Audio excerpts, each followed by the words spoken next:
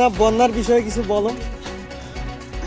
এখানে বন্যা সেইরকম হতেছে, মানুষের দুর্গতি শুরু হয়েছে, মানুষ খুব কষ্ট করছে, কেউ সাহায্য করতেছে না। তোমাদের এলাকায় মেম্বার চেয়ারম্যান মেম্বার তো এখানে দেখেই নেই।